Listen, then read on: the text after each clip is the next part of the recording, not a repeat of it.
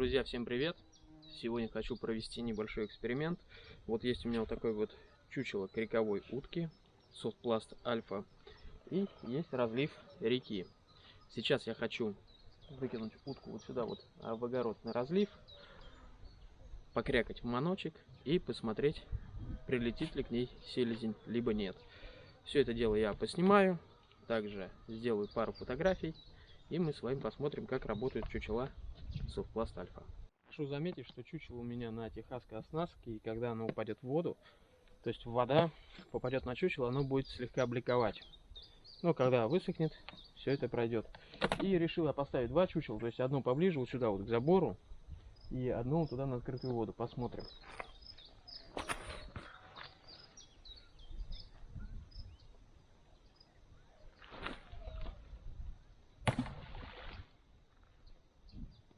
Вот сейчас хорошо попали.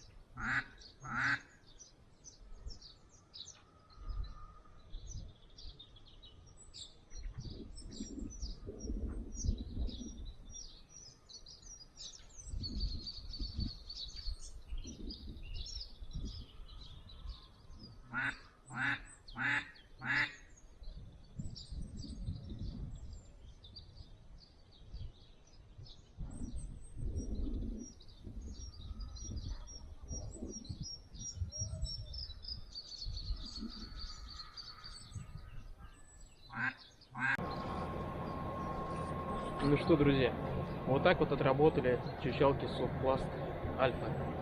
Селезень был, селезень плавал, он даже куда-то туда уплыл сейчас. Вот, чучела я здесь так и оставлю, пока вода не спадет, потому что я их просто-напросто не заберу. Поэтому периодически буду подходить, смотреть, что здесь происходит, делать коротенькие видео, либо фотографии, если селезни здесь будут. Спасибо вам за просмотр, всем пока.